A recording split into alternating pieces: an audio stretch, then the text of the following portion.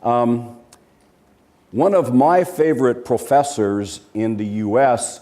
in the sort of investment banking, venture capital, angel investing space is Josh Lerner at Harvard Business School.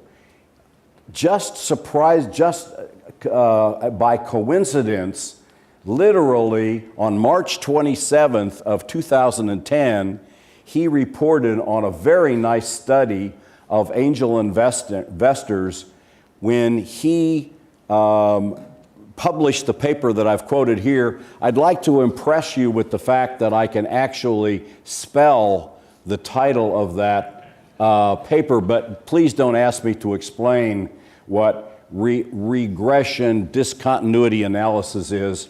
You'll have to ask Greg that question. What I love about his work is he is demonstrating the importance of the time that angels are spending with their companies, and it being at least as important as the money that we're putting in these companies to coach them and mentor them along their way. Incidentally, this is a very interesting, another interesting note about Josh Lerner is it is my understanding that he really loves New Zealand. So maybe we'll see him back down here one of these days. So why do angels join groups?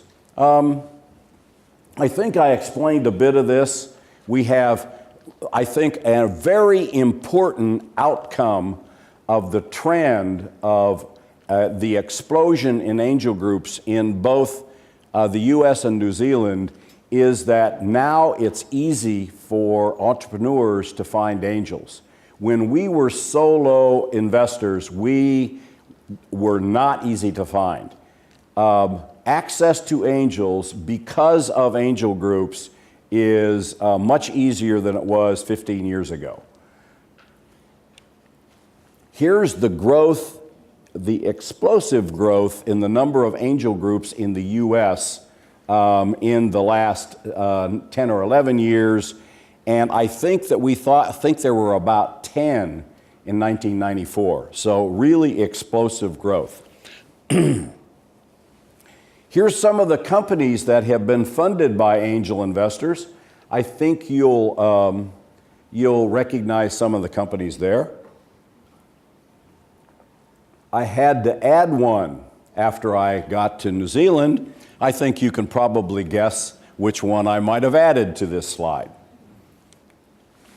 Let's talk a bit about Kiwi angel investors. It appears that there are 17 active angel groups that have been formed within the last 7 years.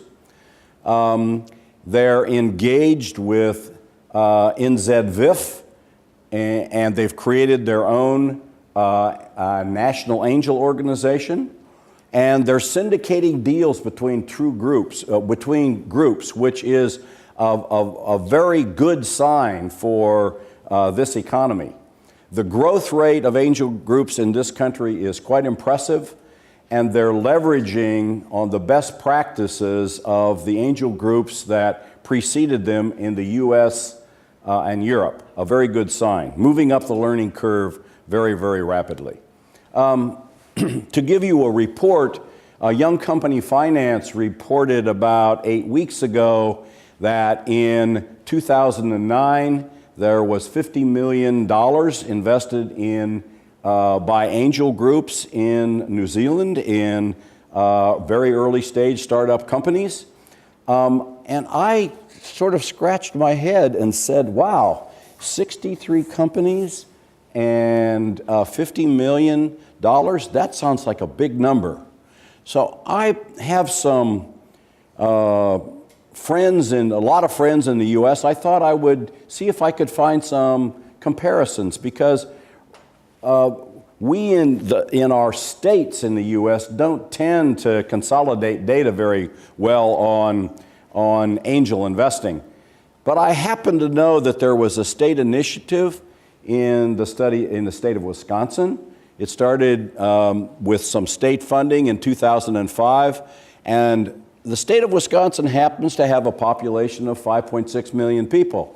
Okay, that's a close enough demographic.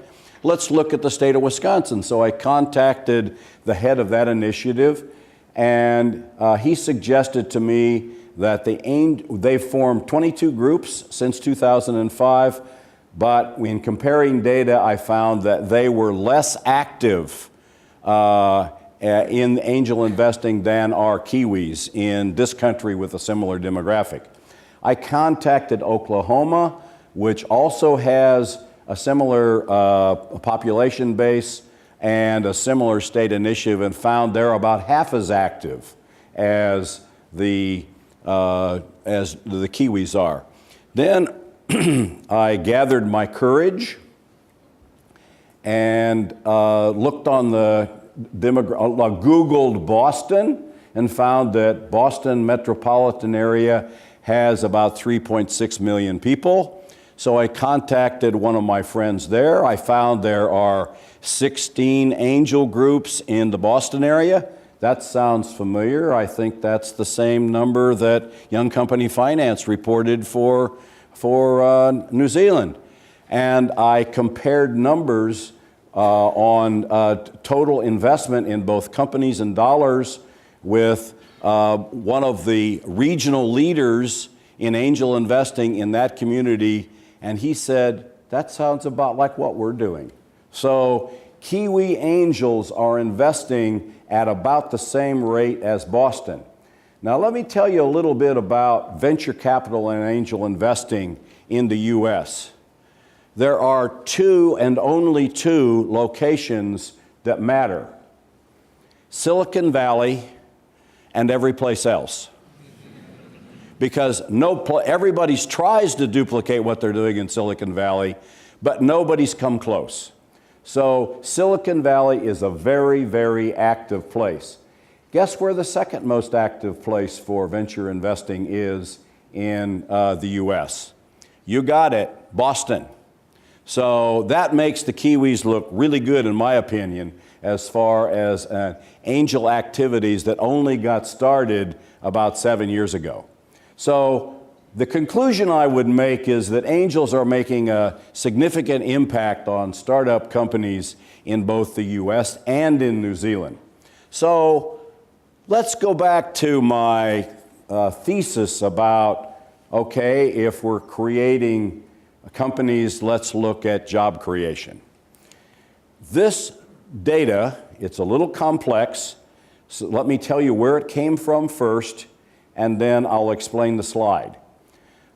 This data was gathered by the researchers at the Kauffman Foundation in Kansas City, which is the largest foundation in the world with a focus on entrepreneurship.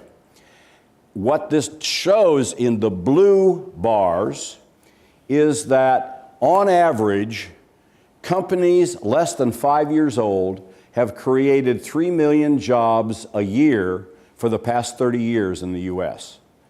3 million jobs per year for the last 30 years in the US.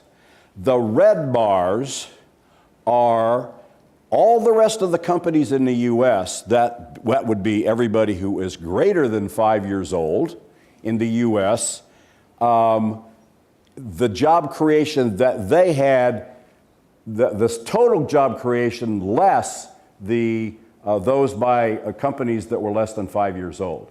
So that's companies that were older than 5 years old. And here are the conclusions by the VP of R&D at the Kauffman Foundation. Those young companies less than 5 years old created 40 million jobs in the US in the past 30 years. And the companies that are 5 years and older created 0 net jobs in the US. Now, what's a net job? Well, if Ford hires 1,000 and General Motors lays off 1,000 and they're in the same category, that's 0 net jobs. And that's what's happened in the US in the last 30 years or so, is that big companies and mid-sized companies, excuse me, on the whole, are not creating any net jobs.